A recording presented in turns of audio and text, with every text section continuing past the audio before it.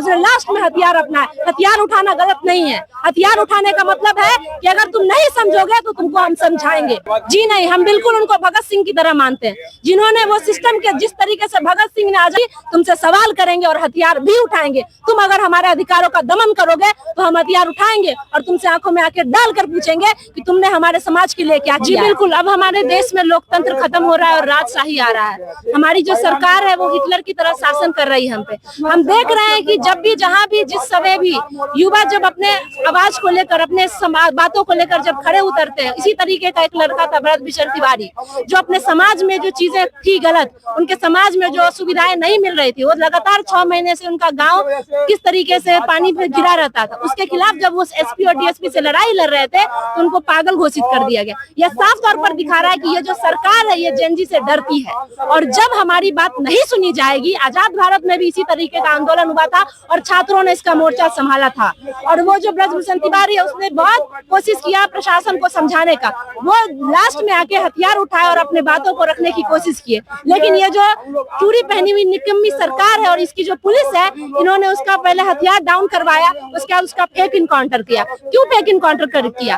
क्योंकि उसने अपने समाज के लिए लड़ाई लड़ी। तो हम देखते हैं कि जिस तरीके से जो आज हमने देखा कि बेगूसराय में किस तरीके से एक महिला के साथ झूठ, तो ये प्रशासन उसका इनकाउंटर क्यों नहीं करती है? तो सवाल मेरा इस बात से है कि सरकार जो है वो जो समाज की भलाई की बात करेगा, समाज के मुद्दों की बात करेगा, समाज के लिए जो लड़ेगा उसका इनकाउंटर करेगी। और ये जो है, ये पुलिस को कब से इस चीज का मौका मिल गया कि डॉक्टर जो है वो पागल घोषित नहीं करेगा, डॉक्टर पागल घोषित नहीं करेगा। अब ये जो ओहदा है ये पुलिस को मिल गया है कि पुलिस लोगों को पागल घोषित करेंगे। हम पागल हैं, और जब जब तुम हमारे लिए, तुम हमें दबाने की कोशिश करोगे, हमारे समाज में हम कुरीतियां फैलाने की कोशिश करोगे, तब तब हम पागल बन के, हम जेन जी तुमसे सवाल करेंगे और हथियार भी उठाएंगे। तुम अगर हमारे अधिकारों का दमन करोगे तो हम हथियार उठाएंगे और तुमसे आंखों में आंखें डालकर पूछेंगे कि तुमने हमारे समाज के लिए क्या किया है। तो क्रांतिकारी समझती है या एक बहता हुआ युवक के सिस्टम से खफा था जिसने कानून को अपने हाथ में? जी नहीं, हम बिल्कुल उनको भगत सिंह की तरह मानते हैं,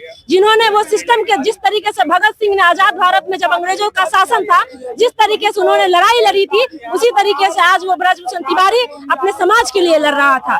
जिस तरीके से उसने किसी से, ना प्रशासन से डरा, ना शासन से डरा, और लगातार अपने सवालों को उठा। जब वो बहुत ज्यादा एग्जॉस्ट हो गया, उसकी समाज, उसका जो प्रशासन है वो सुन नहीं रही थी, उसने लास्ट में हथियार अपनाया। हथियार उठाना गलत नहीं है। हथियार उठाने का मतलब है कि अगर तुम नहीं समझोगे तो तुमको हम समझाएंगे। और यही नई जेन जी की, आज जो नई जेन जी है यही मांग कर रही है कि अगर सरकार प्रशासन जेन जी से नहीं डरेगी तो आज हम अपना हथियार उठाएंगे और अपने हक और अधिकार की बात करेंगे।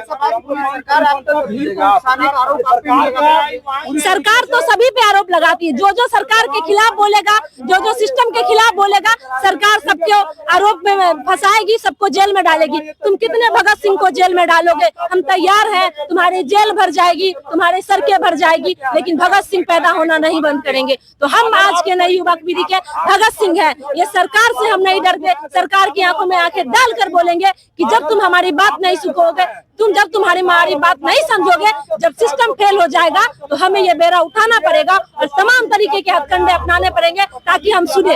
देखें, आपने देखा कि किस तरीके से बिहार को नीचे स्तर पर गिरा कर नीतीश जी झोला उठाकर चले गए। तो अब ये दौर सम्राट चौधरी का है। ये शासन और ये प्रशासन जो आप यूपी मॉडल बिहार में लाना चाहते हैं, ये यूपी मॉडल बिहार में नहीं चलेगा। ये बिहार की धरती है। जगदेव प्रसाद से लेकर कर्पूरी ठाकुर जैसे नेता जन्म लिए। हमने हमेशा अन्याय के खिलाफ अपनी आवाज उठाई है और आगे भी हम इसका उठाते रहेंगे। और हम मांग करते हैं सरकार से कि जिन वर्दी वालों ने उसे उनका फर्जी एनकाउंटर किया, उसे कड़ी से कड़ी सजा मिले और दोबारा उनको वो वर्दी बहाल ना हो। इन बातों के साथ हम रिसर्च स्कॉलर संघर्ष समिति जानवी राय अपनी बात को